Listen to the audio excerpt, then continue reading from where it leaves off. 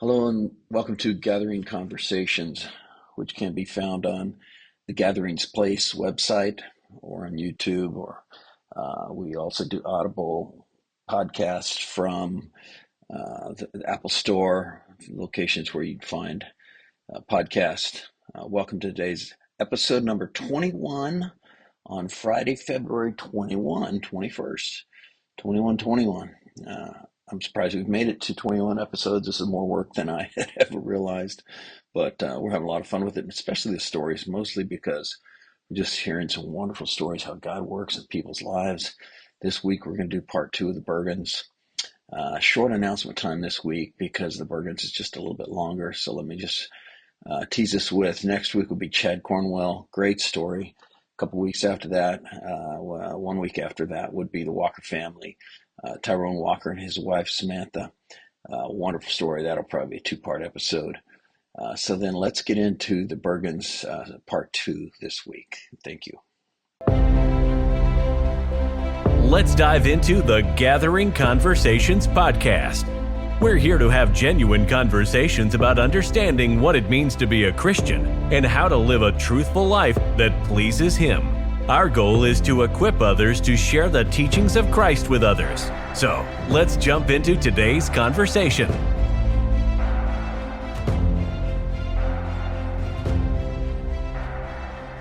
And one of the ladies in the church said, you need to take that 90-day job in Memphis because your wife lives there. I said, Susan, I'm going to be there 90 days. You know, I don't do anything that fast. She goes, but God said. So Susan had been praying for you. Yes. And she said, but God said she's there. I was like, okay, roger that. And so I went there for a 90-day work vacation, was going to come back to Oklahoma. And so the contracting company picked me up full time. So I went back and turned over my half of the business to my business partner. We started that business because his wife had stage 4 cancer.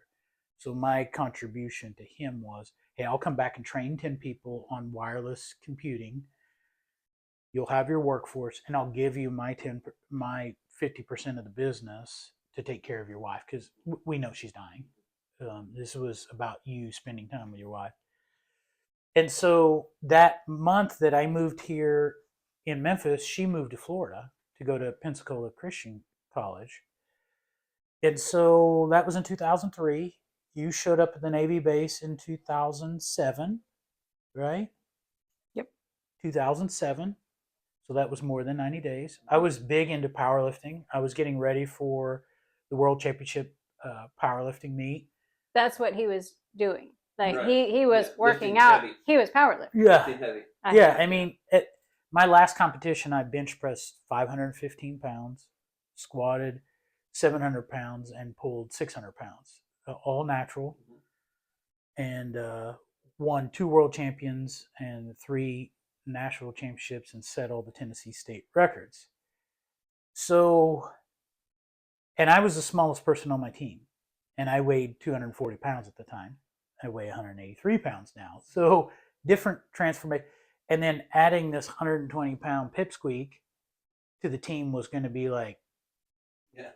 you don't even know what we're talking about here. So we go to the gym, and she's like, what should we do? And I'm like, we're doing bench press today. Listen. And I had never bench pressed at all. Yeah. Yeah. Period. And so we started working out, and then you obviously have to eat after you work out. It's like, hey, do you want to go eat? So we started eating dinner together. And then this is probably where you ought to pick up. So yeah, when did it become something? So when I first asked him if I could work out with him, he had a long distance girlfriend. Basically, the office in general knew that, and so I wasn't really worried because I wasn't really looking.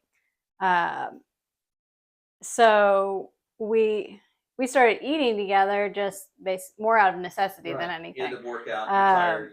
Yeah. So then another a little bit of time went by, a few weeks, and he said, "Hey, do you want to go out, like go to Texas State Brazil, downtown?" And it kind of struck me. I thought that sounds more like a date, and really threw me off. I said, "Hey, don't you have a girlfriend?" He was like, "Oh yeah, I knew you were going to ask that." And so he said, "Yeah, we broke up." I was like, "Oh." Well, let me tell the backstory to that. I had won a trip to go to the Bahamas. And so I invited her to go to the Bahamas, and we were going to talk about what the next steps were for her and I. And she was very wealthy, owned several restaurants and a nightclub and all this. And she's like, "I'm going to sell all of that, and I want you to quit your job, and I just want you to travel around the world with me." And I had just gotten out of school, just gotten all my security certifications, and my career was actually starting to really lift off the ground. And she goes, "I don't want to have any kids." And so, between not wanting to have kids, because I never really thought about kids up to that point, but then when I was forced with the decision not to have kids, it made me think, ooh, do I really want kids or not? And then, do I really want to give up my career that I just spent all this time doing? And so I was like, I can't take those terms. Yeah. And so we parted ways. So but nobody knew that. But nobody knew that because I didn't tell anybody. You have a reason to tell anybody. Right. So you So once we figured that out, we did go downtown to Texas State Brazil, and I had to decide, okay, is this worth? There was a reason for taking her to Texas State Brazil. I mean, I know your parents. This is a conservative Christian family. Oh, they thought I was a girl. Okay. Yeah. They thought he was a girl. They thought Terry was a girl for a while. Yeah. So I guess when I said I'm going out with Terry, I guess they thought he was a girl, and I didn't know that. I did not purposely mislead. Right. So at some point they realized Terry's not a girl. I was like, no, Terry's not a girl. Yeah. And so then, of course, my parents were like, "We need to meet him." I was like, "Oh, great." Well, with my track record, if you will, there was some reservation. I was like, "Great, it's over now." So earlier today, you were telling me that you had said to Terry, my parent, let's go meet my parents because then it's going to be over. Yeah, they're not going to like you, so that'll be it. And I immediately was like, no, time out. Give me a chance. There's nobody that doesn't like me. I might not be their favorite person on the planet, but not like me? I'm not buying that. So so we had that dinner. Yeah. And my parents were like, "We like Terry." Yeah. I was like, "Oh, that's new." But so at that point in time, did you have a good Christian testimony? You were outspoken. Were you outspoken about your Christianity? That's my question. Well, let's talk about the ordination. So one of my friends on the powerlifting team said, if you ever want to know anything about the Bible, just ask Terry because he knows everything. And I immediately was like, everything? No, everything is probably not accurate. But I do know more than all of you all because none of you all are saved or even read a Bible. So maybe I do appear like I know everything. So she picked up on that. So then we went to... And this was before like the date. Yeah. It was at dinner one night. There must be some foundation there. And I was curious at that point. Right. I was like, "What do you believe about this? What do you believe about this?" So she's like, "Hey, meet me at Bahama Breeze. We're going to go eat dinner." And we had dinner for what, 2-3 hours? It was a while. So 2 or 3 hours. She's like asking me questions like, well, what do you believe about God? What do you believe about Jesus and the Holy Spirit? And what do you believe about deacons, and what do you believe about wives? And as soon as we got to the wife question, I was like, okay, this is over. Because what I'm about to tell you is not popular in today's society, but it's a non-negotiable for me. First, I wanted a wife that would stay at home and raise the children. That was very important to me. But if you look back in my history, I never had a mom to do that. And I wanted my kid. I wanted that. And that was a non-negotiable. And that meant I needed to make enough money to support our family so that she could do that. And women in today's society as a whole are not interested in that concept. Yeah, and that's okay. It's a thing that has gone away. I know when Susan and I were quite a bit older than you, and it was kind of difficult for us because that was our approach.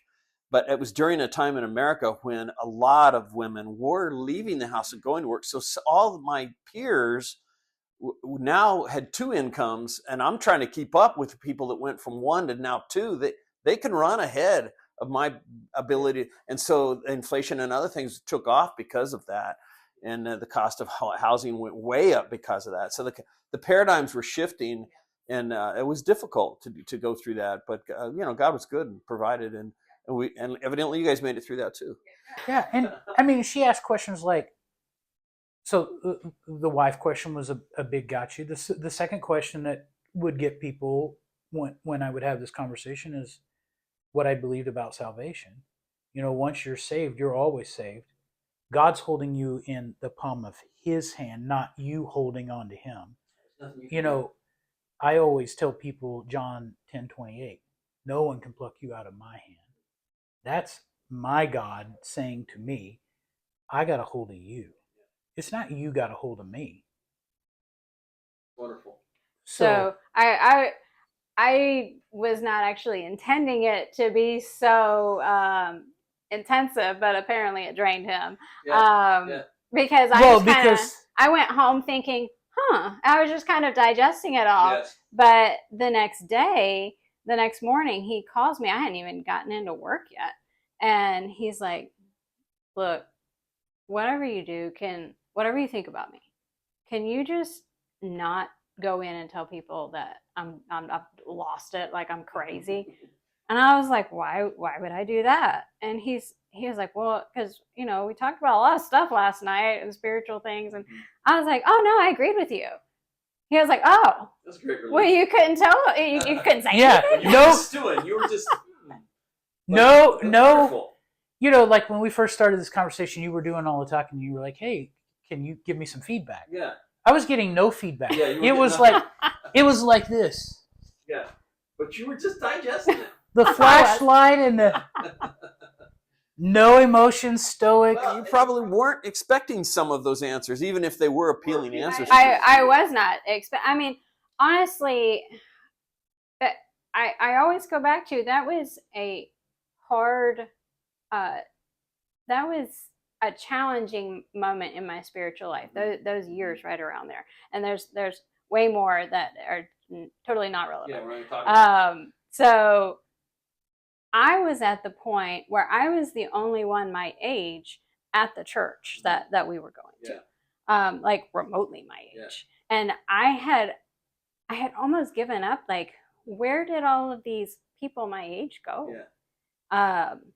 And not that I was doing a whole lot better, but I was wondering that. I would go to church and I would just be like, where is everybody? Like, what is happening for people my age to just disappear from church? Yeah. So I had gotten discouraged, honestly.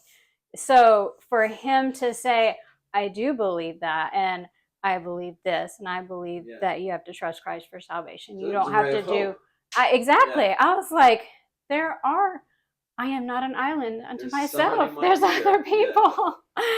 And in your head that there's other people, but if you never come in contact with other people, it's easy to get discouraged. Well, and we have to jump around a little bit here, but then that story turned out well. Yes. But now you have some kids. You have how many kids? 4? I'm not going to be able to name them all. Titus. Okay. He's 14. Amaris is 12. Adelaide is going to be 10 in a few. About to be 10. Yep. And 5. Yeah. Okay. And then I want to ask you a little bit about Tally. The rest of your kids are absolutely perfect, and so's Tally. Perfect? Well, that's an interesting word. They're kids. Sinners? They're kids. Kids will be kids. Tally has been opportunity for you that you totally did not expect. I don't know the medical term for what she has.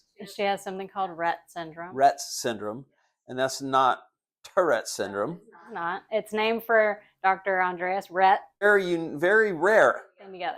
It is rare. I think the numbers are 1 in 10,000 in America. To give you perspective, Vanderbilt is one of the leading hospitals for Rett syndrome.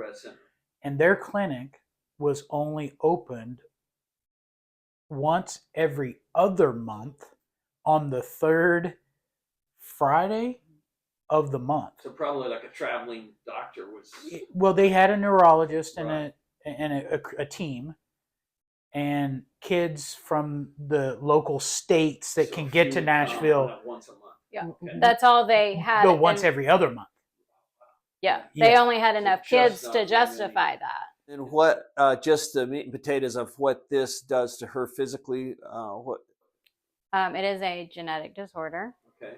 and so that means it happened when God formed her. Yes. But the gene that is mutated controls it. What's the Turns name of that gene? MECP2, the MECP2 gene. It turns on new developmental stages and turns off, when they're supposed to be done. Right. So think about it as a computer. Right. Your developmental. It's the process. CPU that tells your brain, hey, I need to start crawling. And it doesn't turn I on. probably understand it biologically better than I do digitally. It's like switches. Yes. It's like a switchboard, literally. And I totally don't understand it biologically.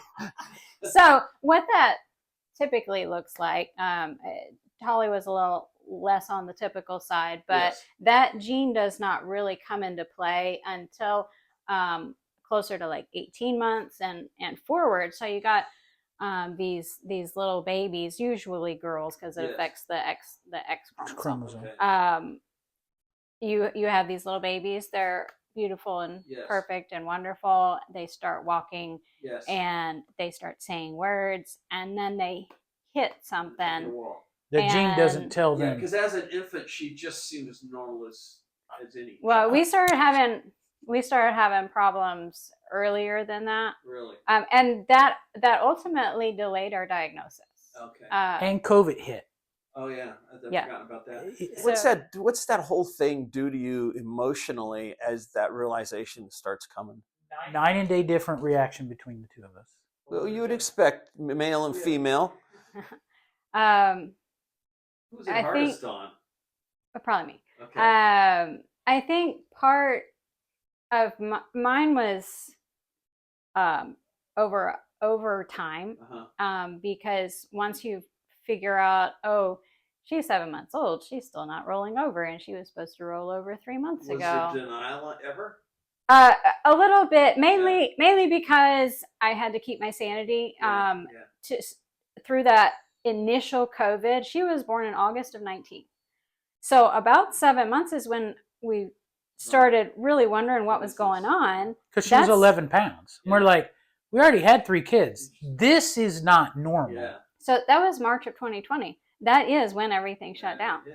We couldn't get into the doctor. Ugh. So I would weigh her with Right. with myself, and the scales were not going up. I was like, what is up with this? So I was kind of like, it's probably just these scales. Right.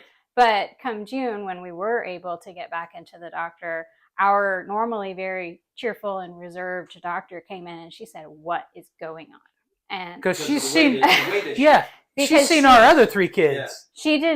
you're supposed to gain weight over your first year. Yes. And she had lost weight from a January weigh-in.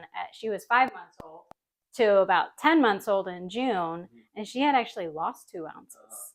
And so Something's up. so we got into Tennessee Early Intervention Services, and we got into PT, and we started going to the cardiologist and the audiologist and the optometrist and the neurologist. And this is all over time because COVID clogged everything. Yeah. So we didn't get all of these done in a month. No. And so we didn't see the neurologist until like April of the next year. So through all that, you're on an emotional path during that time. Yes.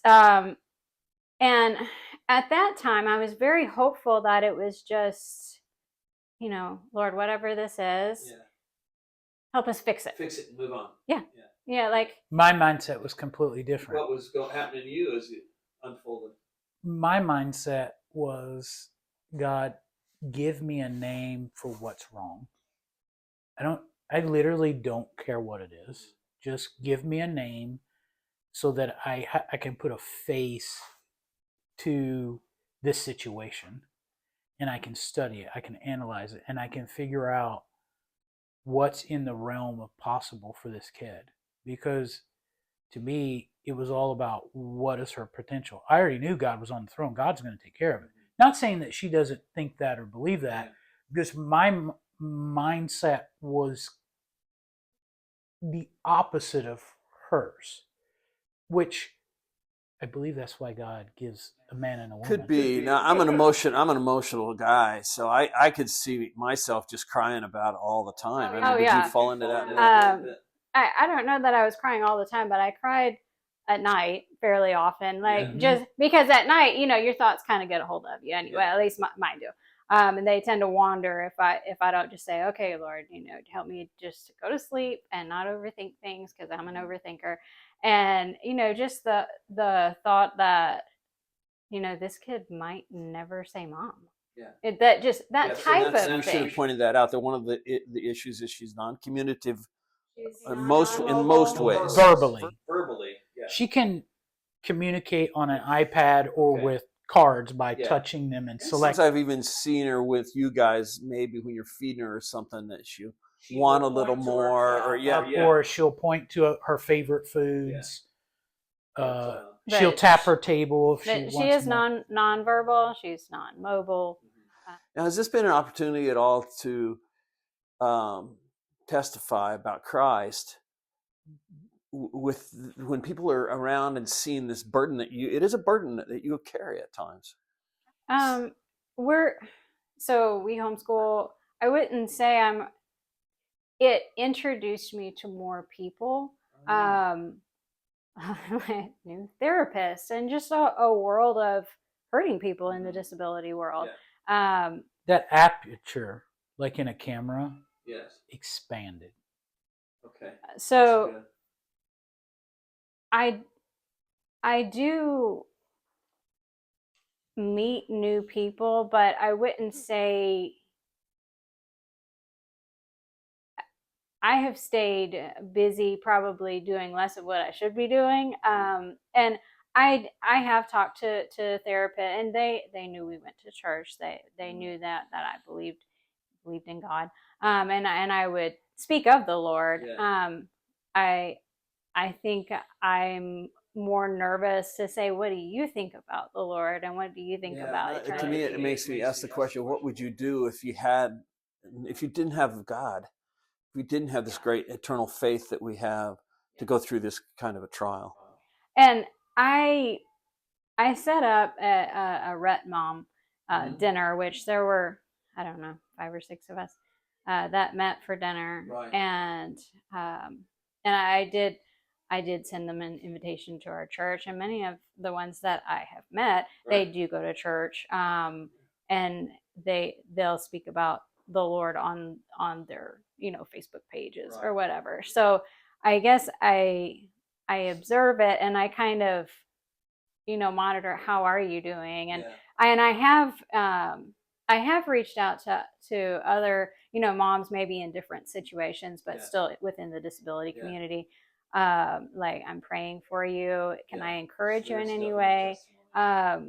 So I do try to remain open. I see a lot of frustrated and fearful moms. It's a scary time to go through. And so I try not to portray that myself, because I am trusting Christ to take care of her and help provide for us and provide for her. That kind of leads me to a question that I like to always use in these interviews. It's a perfect question for this moment then. Can you tell me about a time, and maybe it's during this time, so most people, it's about how close you are to God, or how close you've ever been to God.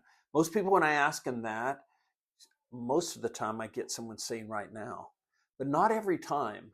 So through this whole trial in life, it was completely unexpected. Can you tell me about a time that you've been the closest you remember to God?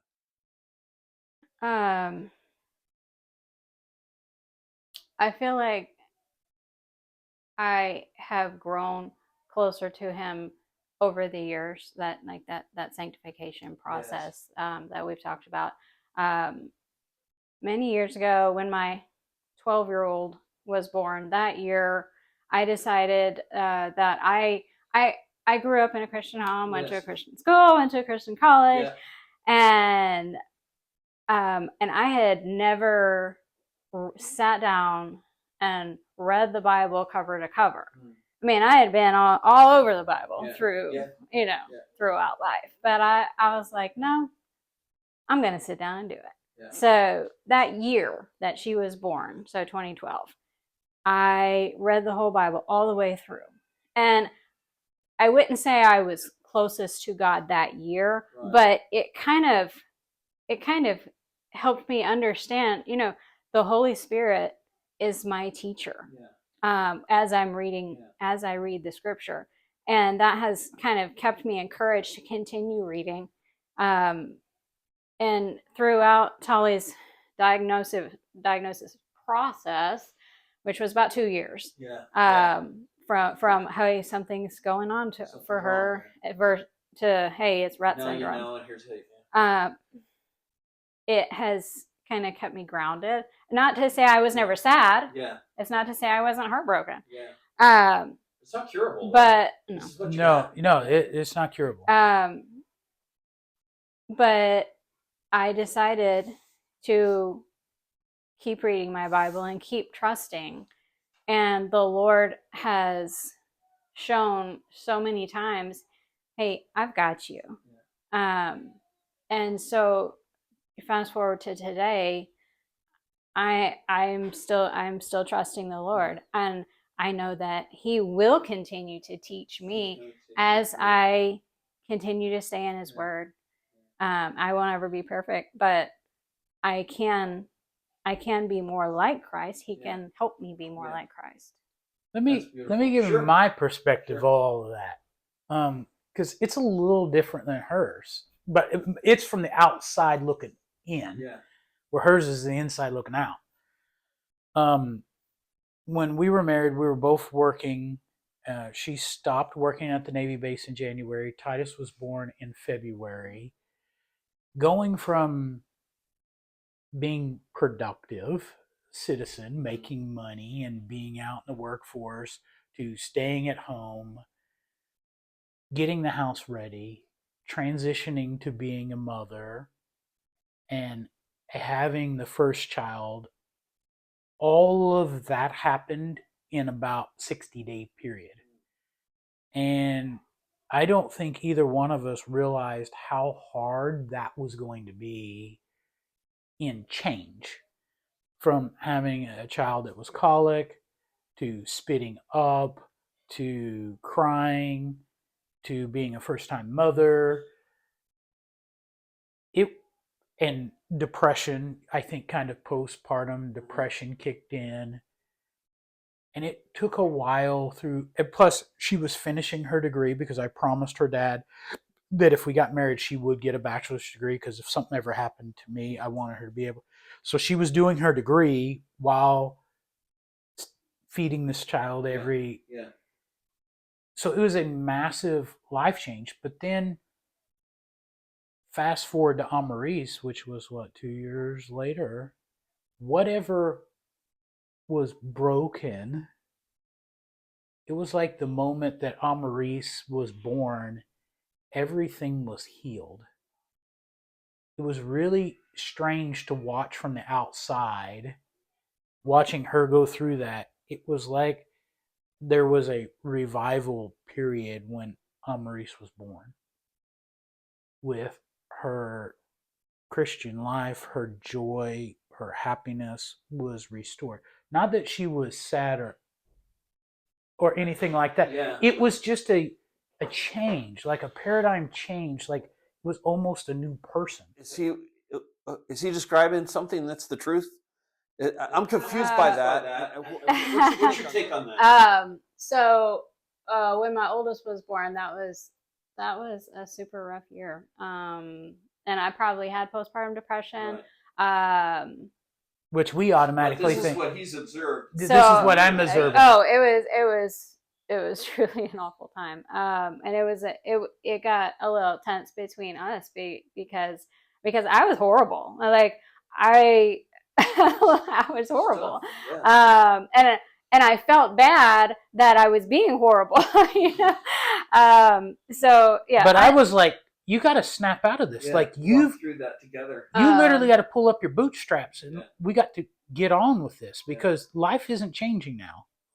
So, which isn't ideal. It's interesting that he says that. I tell people myself that whatever broke when I had Titus, you know, it came kind of back together when I had. Well, that's a beautiful thing. Though. It's really interesting. And honestly, that's no offense to my oldest child. No, it's got nothing to do with him at all. That's shout out.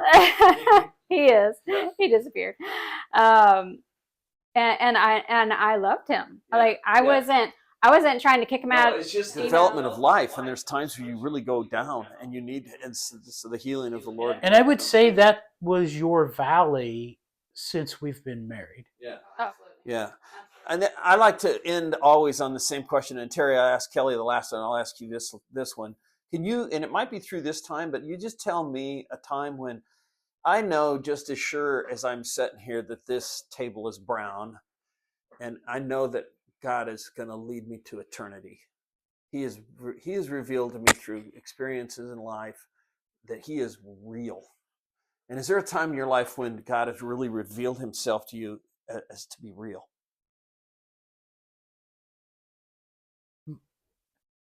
In the moment or in hindsight? Because there are definitely different times where if you asked me that question, I would answer it differently.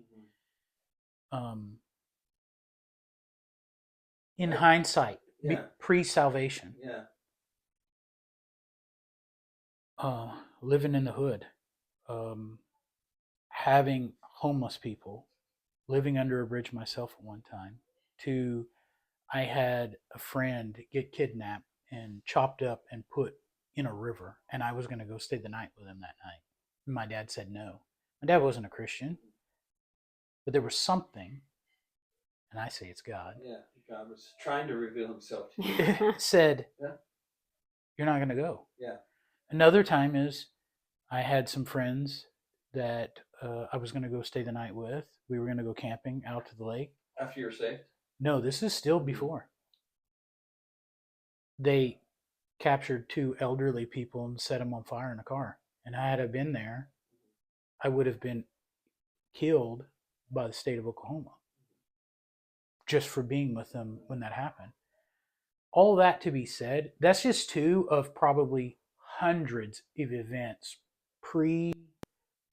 pre-salvation where God was preserving me to the point where I could accept Christ. Since salvation, has he revealed himself to you? Oh, 100%.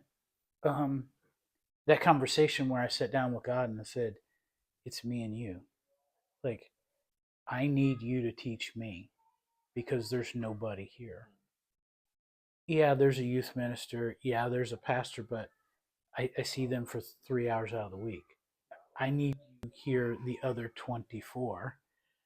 And just getting the foundation and letting the Holy Spirit work through me. Was I perfect? Heavens no. Am I perfect now? No. But I'm better now than I was then. And I can see the sanctification and the transformation and being transferred into the image of Christ through all of these events. And I'm really excited to see what's next, because it's interesting looking at your life in the rearview mirror, which is very small, but it's crystal clear. Then looking into the future, which you have a big windshield, but it's very unclear.